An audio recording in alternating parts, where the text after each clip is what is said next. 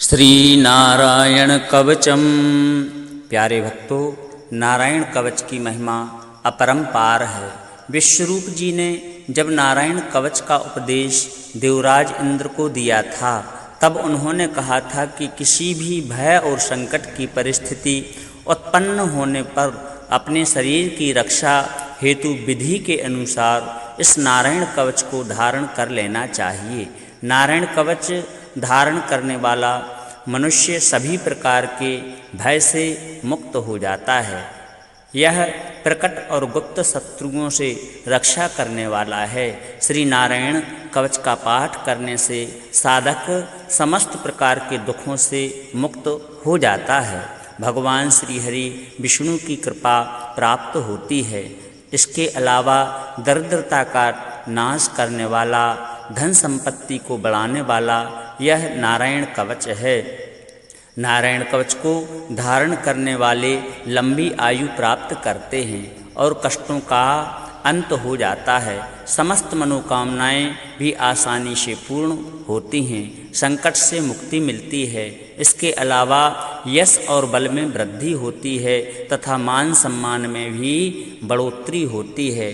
किसी भी प्रकार के शत्रु से नारायण कवच सहज ही रक्षा करने वाला है, शत्रुओं को परास्त करने वाला है। सृष्टि की समस्त विपत्तियों का नाश करने वाला श्री नारायण कवच का पाठ आइए श्रद्धा और भक्ति के साथ में श्रवण करते हैं। इस पावन कवच को प्रारंभ करने से पहले आप सभी भक्तों से निवेदन है कि अपने इस चैनल के लिए सब्सक्राइब अवश्य करें।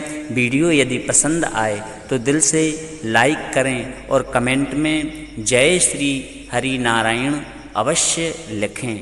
अथ श्री नारायण कवचम। ओम राजोवाच यया वक्ता सहस्राक्षः सवाहान् रिपुसैनिकान् क्रीडन्यो विनिर्जित्य त्रिलोक्या बुभुजे श्रियम् भगवंस्तन्ममाख्याहि वर्म नारायणात्मकं यथा तथायेन शत्रून् येन गुप्तो जयन्मृधे। श्रीशुकोवाच वृतः पुरोहितस्त्वाष्ट्रो महेन्द्रायानुपृच्छते नारायणाख्यं वर्माः तदिहैकिमनाः शृणु। विश्वरूपवाच धौताङ्घ्रिपाणिराचम्य सपवित्र उदङ्मुखः कृतस्वाङ्गकरन्यासो मन्त्राभ्यां वाग्यतः शुचि। नारायणमयं वर्मा सन्नह्येद् भय आगते पादयोर्जानुनूरुर्भो रुद्रे हृद्यथोरसि। मुखे सरस्यानुपूर्व्या ओंकारादीन् विन्यसेत्। ओम नमो नारायणायेति विपर्ययमथापि वा करन्यासं ततः कुर्यात् द्वादशाक्षरविद्यया प्रणवादियकारान्तं लङ्गुष्ठपर्वसु न्यसेद्हृदय ओंकारं विकारमनुमूर्धनि सकारं तु भ्रुवोर्मध्ये ळकारं शिखयादिशेत् वेकारं नेत्रयोर्युञ्जान् नकारं सर्वसन्धिषु मकारं अस्त्रमुद्दिश्य मन्त्रमूर्तिर्भवेद्बुधा सविसर्गं फडन्तं तत् सर्वदिक्षु विनिर्दिशेत्। ॐ विष्णवे नमः इति आत्मानं परमं ध्यायेत् ध्येयं षट्शक्तिभिर्युतं विद्या तेजस्तपोमूर्तिमिमं मन्त्रमुदाहरेत्। ॐ हरिर्विदध्यान् मम सर्वरक्षां न्यस्ताङ्घ्रिपद्मः पतगेन्द्रपृष्ठे दरारिचर्मासि गदेषु चापापासान् दधानोष्टुगुडुष्टुबाहु जलेषु मां रक्षतु मत्स्यमूर्तिर्यादो गणेभ्यो वरुणस्य पाशात् स्थलेषु मायावटुवामनो व्यात् त्रिविक्रमाखेवतु विश्वरूपः दुर्गेशटव्याजमुखादिषु प्रभु पाया नृसिंहो सुरयूथपारिः विमुञ्चतो यस्य महाट्टहासं दिशो विनेदुर्न्यपतंश्च गर्भाः रक्षत्कसौ माध्वनियज्ञकल्पा स्वदंष्ट्रयोनीतिधरो वराः रामोद्रिकूटेष्वथ विप्रवासे स लक्ष्मणो व्याद्भरताग्रजोष्मान् मामुग्रधर्मादखिलात् प्रमादान् नारायणः पातु नरश्च हासात् दत्तस्तयोगारुतयोगनाथा पायात् गुणेशा कपिलः कर्मबन्धात् सनत्कुमारो वतु कामदेवाध्यशीर्षा मां पतिदेव हेलनाथ देवर्षिवर्यः पुरुषार्चनान्तरात् कूर्मो हरिर्मां निर्यादशेषात् धन्वन्तरिर्भगवान् पात्वपथ्याद्वन्द्वाद्भयो दृशुभो निर्जितात्मा यज्ञश्च लोगादवताज्जनान्तात् बलो गणात् क्रोधवसादहीन्द्रा द्वैपायनो भगवान् प्रबोधात् बुद्धस्तु पाखण्डगणात् प्रमादात् कल्की कले कालमलात् प्रपातो धर्मावनायोरुकृतावतारः मां केशवो गदया प्रातरभ्यात् गोविन्द आसङ्गवमात्यवेणुः नारायण प्राण उदात्त शक्तिर्मध्यन्दिने विष्णुरीन्द्रपाणिः देवो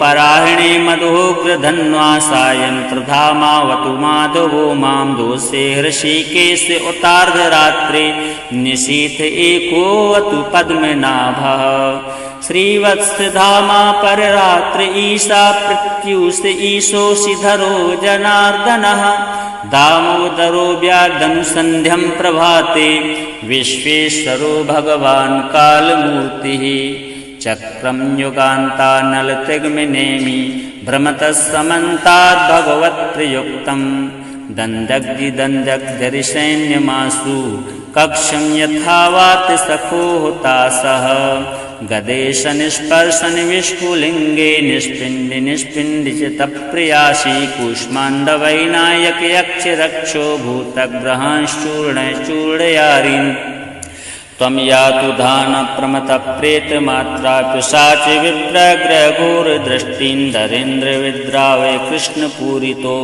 भीमस्वनेहृदयानि कम्पयन् त्वं तिग्मिधारा शिवरारिसैन्यं मीशं प्रयुक्तो मम छिन्दि छिन्दि चक्षुंसि चर्मञ्चत चन्द्रछादय दशामि घोनामरपापचक्षुषां यन्नो भयं ग्रहेभ्यो भूत् केतुभ्यो नभ्य एव च सरीसृपेभ्यो दंष्ट्रेभ्यो भूतोभ्यो होभ्य एव वा सर्वाण्येतानि भगवान् नामरूपास्त्रिकीर्तनात् प्रयान्तु सञ्चयं सद्यो येन श्रेयः प्रतीपिकाः गरुणो भगवान् स्तोत्रस्थो वश्चन्दोमयः प्रभु रक्षत्वशेषकृच्छेभ्यो विश्वक्सेनास्वनामभिः सर्वापद्भ्यो हरेर्नाम रूपया नायुधानिनः बुद्धीन्द्रियमनः प्राणान् पान्तु पाशदभूषणाः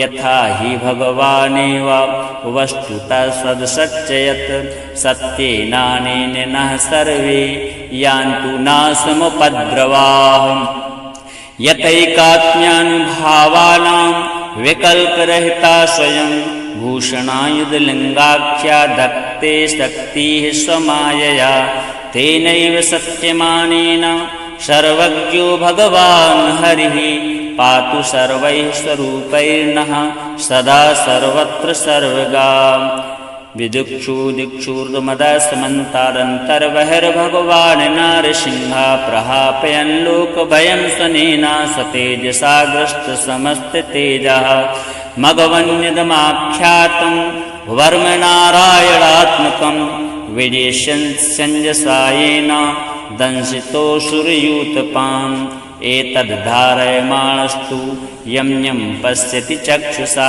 पदा वा संस्पृशे सद्यः साध्वसात् सा विमुच्यते न कुतश्चित् भयं तस्य विद्यां धारयतो भवेत् राजदस्युग्रहादिभ्यो व्याघ्रादिभ्यश्च करेचित् इमां विद्यां पुरा कश्चित् कौशिको धारयन् द्विजः योगधारणया स्वाङ्गं जहौषा मरुधन्वनि तस्योपरि विमानेन गंधर्वपति एकदा ये चित्ररथा स्त्रीर्बिभ्रतो यत्र दुजक्षया गगनान्यत्पतत् सद्या सविमानो यवाप्सरा शावालिखिल्यवचनादस्थीन्यादाय विस्मितः प्रास्य प्राची सरस्वत्यां स्नात्वा धामसमन्नुगात् श्रीशुकोवाच यैदं शृणुयात् काले यो धारयति चादृतः